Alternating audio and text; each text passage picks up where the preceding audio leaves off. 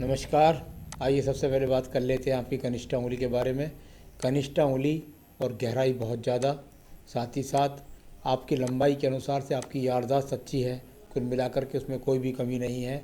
और आपकी भाषा शैली भी बहुत बढ़िया है, इसमें भी कोई कमी नहीं है। तो और यहाँ कुल मिलाकर अपने बुद्धि बुद्धि निर्णयों के द्वारा सफलता भी प्राप्त होगी, ये भी यहाँ पर दर्शाने वाली ये आपकी स्पष्टता के साथ में उंगली मजबूत है। साथ ही साथ यहाँ जब इतनी गहराई में ये उंगली पहुँच जाती है तो इसका मतलब होता है कि अवसर को पहचानना, यानी मौके को पहचानने वाले ऐसे व्यक्ति मौके के हिसाब से पहचानने वाले बहुत माहिर होते हैं। तो यानी कि अपने व्यापार के लिए भी और अपने जीवन की लाइफ के लिए भी। बात करता हूँ आपके सूर्य की उंगली की। सूर्य की उंगली यश के लिए, मान सम्मान के लिए जानी जाती है। और यहाँ पर यदि मैं देखूँ तो आपके थर्ड पर भी और आपके सेकंड व्यावहारिक पर भी कट के निशान मौजूद हैं। जहाँ खड़ी हुई रेखाएं तेज़ी के लिए मानी जाती हैं, ऊंचाई के लिए जानी जाती हैं। वहीं जब इस प्रकार के छोटे छोटे कट होते हैं तो व्यवहार के पर कट हैं छोटे छोटे सेकंड वाले पर, तो वो मानसिक चिंताओं को दर्शाने वाले हैं। जब थर्ड पर होते हैं तो यहाँ कुल मिलाकर के आप ये समझिए कि अपना यश मान सम्मान के साथ साथ धन का इन्वेस्टमेंट भी इस समय काफ़ी कुछ लगा हुआ है। अब बात करूँगा आपके थर्ड पर्व की, जिसको बोलते हैं शनि का पर्व।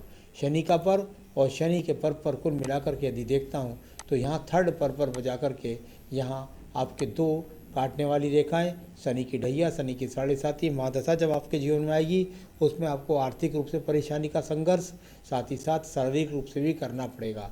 थर्ड पर्व पर जब ये कट होते हैं तो ऐसी स्थिति में व्यक्ति को अपना धन किसी व्यक्ति को देना पड़ जाता है, या कोई ले लेता है तो उसका धन उसको वापस नहीं करता है। तो चलिए यहाँ कुल मिलाकर इस प्रकार की स्थिति। अब बृहस्पति की उंगली की बात करता हूँ। बृहस्पति की उंगली यहाँ मानी जाती है सामाजिक कार्यों के लिए, ईश्वर आस्था के लिए। साथ ही साथ यहाँ सेकंड पर भी ये उंगली यहाँ मिली हुई है। और बृहस्पति की उंगली यहाँ एकदम टर्न होकर के, यानी कुल मिलाकर के इच्छाओं को जागृत करने के लिए इस उंगली का जितना टेढ़ापन होगा, ये व्यक्ति के अंदर ज़्यादा इच्छाओं को जगाने वाली उंगली है। और क्योंकि बृहस्पति का थर्ड पर धन के लिए, तो धन की इच्छाओं के प्रति जागृत होना, सेकंड पर कट होना, पति के साथ अनबन को दर्शाने वाला पर्व भी ये कहलाता है। दान पुण्य ईश्वर के प्रति आस्था तो ठीक ठाक है। अब बात करूँगा यहाँ आपके बुध पर्व की। बुध का पर्व और बुध के पर्व पर दो रेखाएं वैवाहिक निकलने वाली और एक रेखा का ये डाउन हो जाना। जब इस प्रकार की रेखा जाकर के डाउन होकर हृदय रेखा को काट देती है नीचे तक, तो ये व्यक्ति के मांगलिक होना, यानी हृदय रेखा को काटकर जाने वाली रेखा जब नीचे को चली जाए तो यहाँ जो हृदय से संबंधी आदमी होता है उससे तालमेल ना होने को दर्शाती है। याद रखें, आपका राइट हैंड मुझे ज़्यादा इसलिए शो करना पड़ रहा है यहाँ लेफ़्ट के साथ साथ के, आपको राइट हैंड को ज़्यादा पढ़ना इसलिए पड़ेगा क्योंकि राइट हैंड आप जॉब करने वाली महिलाओं के लिए ज़्यादा देखा जाता है। तो यहाँ कुल मिलाकर ये भूतकाल ने बताया। तो यहाँ इस प्रकार की स्थिति रेखा बुध पर्वत पर संतान का सुख देने वाली रेखाओं के रूप में भी मजबूर है। आइए बात कर लेता हूँ यहाँ पर आपके सूर्य पर्व की। यश का पर्व, सम्मान का पर्व। और सम्मान के पर्व पर यहाँ देखें तो इस प्रकार से ये जो चिन्ह बना हुआ है यहाँ जो ऊपर, इसे मछली का चिन्ह, इसे कदापि ना समझें। इसे हम हमारे यहाँ पर एक स्क्रैचेस लाइन में एक सिंबल्स होता है, उसके लिए बोला जाता है। जो ये इस तरह का चिन्ह होता है तो ये दूर स्थानों पर ले जा कर के, यानी कि सूर्य जाना जाता है दूर देश में जाने के लिए, तो उसके सिंबल्स का ये चिन्ह यहाँ पर एक तरह से नाक का सा फन बना करके जाता है। यानी दूर देश में तो आपका जाना होगा ज़रूर, या दूर के लोगों से, दूर दूर तक के लोगों से धन कमाने के संगम यश प्राप्त करना। अब बात करूँगा यहाँ पर शनि के पर्व की। शनि का पर्व ये धन का पर्व, और इस पर ये इस तरह यहाँ काटने वाली रेखा है। जैसे मैंने पहले भी बताया था कि आपका धन कोई व्यक्ति एक बार ले लेगा तो वो लेकर के वापस नहीं देगा। और कुल मिलाकर के अगर धन की स्थितियों को बाद की रेखाओं के रूप में देखें 55 साल के बाद भी, तो धन के आगमन सुचारुता से आपके हाथ के अंदर बने हुए हैं। यानी धन के आगमन जीवन के अंत तक आप स्वयं भी बनाने में सक्षम हैं, या आपके भाग्य से आपको लगातार मिलते रहेंगे। बृहस्पति पर्व में जब ये रेखाएं होती हैं तो व्यक्ति के पास जीवन के अंदर कम से कम 2 मकान उसके पास जरूर होते हैं। साथ ही साथ संसाधन को भी मजबूत तरीके से दिखलाने वाला आपका बृहस्पति पर्व यहाँ पर मौजूद है। अब बात करूँगा मैं आपके यहाँ पर हृदय रेखा के बारे में। हृदय रेखा और हृदय रेखा जा कर के एकदम जब बृहस्पति के पर्व के अंदर घुस जाए तो ये जहाँ व्यक्ति को ये समझिए कि एक रेखा ये गई यहाँ से, तो जहाँ इस प्रकार को दिखलाती है कि ईश्वर की कृपा से काम सब आपके हल हो जाएंगे, लेकिन पत्नी पति के साथ में वैचारिक मतभेदों को दर्शाने वाले चिन्ह के रूप में भी मौजूद है। तो बृहस्पति अनुकूल है, हृदय के अंदर ज़्यादा भारीपन नहीं है, कोई ज़्यादा विचार नहीं है उनके प्रति गलत, परंतु यहाँ पति के साथ वैचारिक मतभेद होंगे। उसके लिए एक मैं रेखा और पक्की आपको राइट हैंड में बताने वाला हूँ।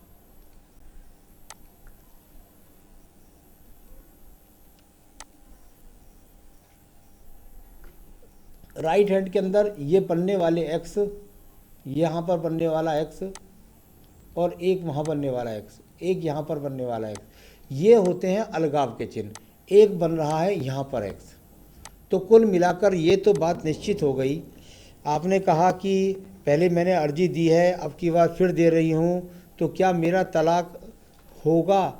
निश्चित रूप से आपका तलाक होगा। यहाँ पर आपकी हाथ की रेखाओं में निश्चित रूप से तलाक होगा।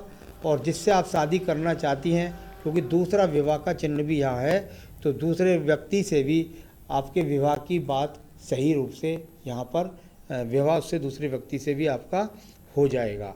तो चलिए, ये यहाँ पर मिली रेखा अनुकूलता के साथ में। अब बात करूँगा आपके मंगल पर्व की।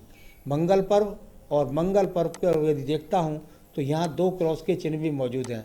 हो सकता है आपको जो संतान हुई हो वो सर्जरी के माध्यम से हुई हो, तो यहाँ इस प्रकार को दर्शाने वाली रेखाएं, एक एक्स का चिन्ह यहाँ भी मौजूद है।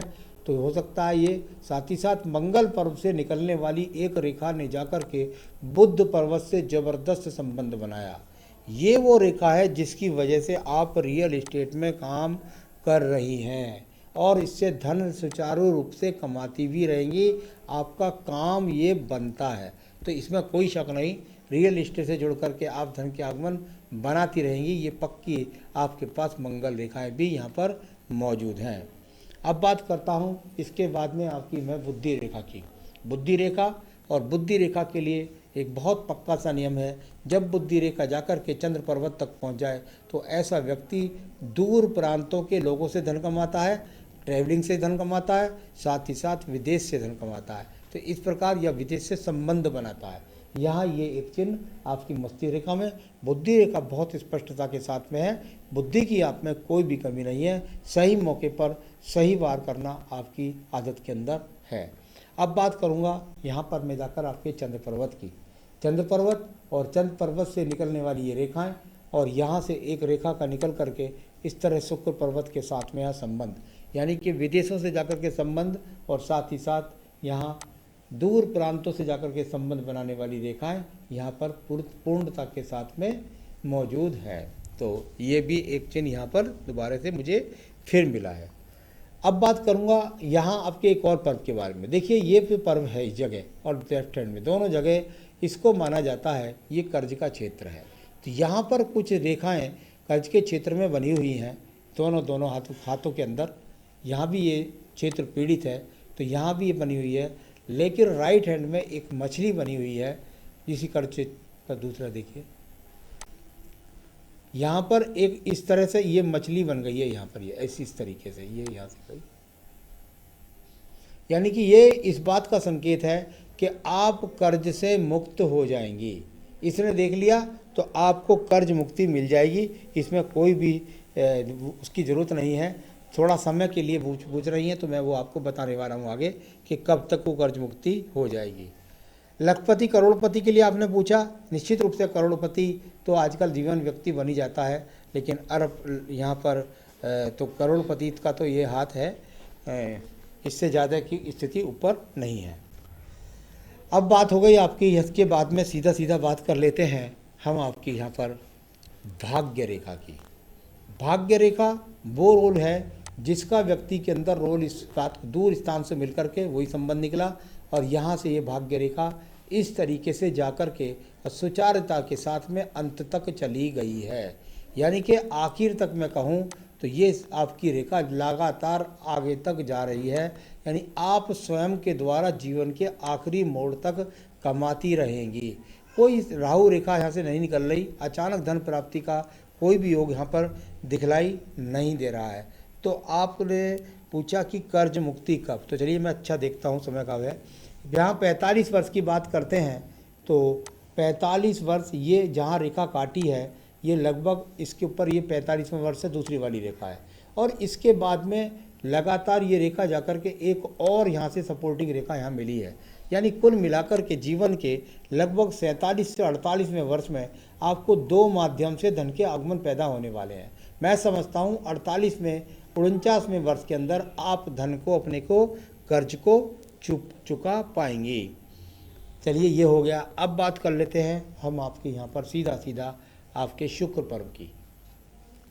शुक्र पर्व, और यहाँ शुक्र पर्व को देखूँ तो सामान्य रूप से शुक्र पर्व ठीक है, यानी संसाधन कुल मिलाकर यहाँ ठीक ठाक स्थिति के अंदर मौजूद हैं।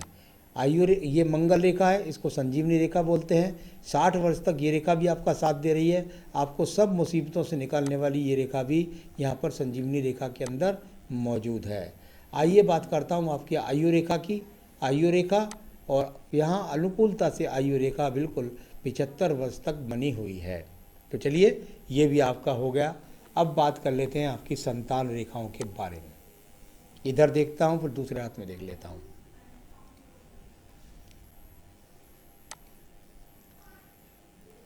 एक दो, आपके हाथ के हाथ से मैं देखता हूँ तो संतान रेखा आपके हाथ के अंदर दो ही दिखाई देती हैं। साथ ही साथ जब मैं आपके हाथ रेखा को देखता हूँ तो इसके अलावा मैं एक चीज़ और भी देखता हूँ, और वो देखता हूँ मैं आदमी की आयु। यहाँ मैं ज़्यादा नहीं कह बोलता, मैं भगवान नहीं हूँ। यहाँ 75 वर्ष की मैं आपकी आयु को उतरता हूँ, और यदि मैं यहाँ देखता हूँ तो यहाँ क्रॉसिस के चिन्ह इस मंगल पर्व पर ज़्यादा आ गए हैं। यानी कि यदि आपने तीसरी संतान का रिस्क लिया तो आपको बहुत ज़्यादा मोटी सर्जरी, और शुक्र पर भी ये एक्स का चिन्ह है यहाँ पर, ये अपने आप में आपको आपकी जीवन सुरक्षा के लिए ठीक नहीं है। एक नीचे भी चिन्ह है, तो उस प्रकार से मैं कहूँगा कि आप और संतान का रिस्क ना लें। तो कुल मिलाकर के ये बच्चे के लिए, कुल मिलाकर के लिए आपके लिए ठीक नहीं होगा। तो यहाँ कुल मिलाकर मैंने आपके सारे सवालों का जवाब दे दिया है। अब मैं ज़रूर चाहूँगा आपके जीवन के अंतर्गत आप अपने जीवन में सफलता प्राप्त कर सकें, आपको यहाँ तलाक जो है उससे छुटकारा मिल जाए। तो उसके लिए एक बहुत बढ़िया तरीका है कि आपको यहाँ प्रत्येक मंगलवार के दिन 4 बेसन के लड्डू आप हनुमान जी की मूर्ति के सामने रखिए, और साथ ही साथ वहाँ एक चमेली के तेल का दीपक जला के रखिए, और 7 टाइम 7 बार बैठ कर के आप हनुमान चालीसा का पाठ करें। हनुमान जी के समक्ष बैठकर 7 बार हनुमान चालीसा का पाठ करें। 21 मंगलवार कम से कम आपको ऐसा करना है, और फिर आपका मुकदमा आपके पक्ष में, उसके बीच में भी या उसके आसपास में आपका मुकदमा आपके पक्ष में होता चला जाएगा। आगे भी ज़रूरत पड़े तो लगातार करते रहिए जब तक मुकदमे में आपको जीत दर्ज ना हो। तो ये मैंने आपको बता दिया मुकदमे से। और जो कर्ज के लिए अगर पूछना चाहते हैं, मैं ज़रूर कहना चाहूँगा कि एक बेहतरीन सा पुखराज आप इस उंगली के अंदर धारण कीजिए। ये आपका काम भी सुचारू रूप से चलाता रहेगा, और एक बेहतरीन सा पन्ना भी आपको इस उंगली के अंदर पहनना है। ये 2 नग आप पहन लीजिए, जो आपको आपकी ऊंचाइयों को प्राप्त कराते रहेंगे, आपके कार्यों में आपको सफलता देते रहेंगे। नमस्कार।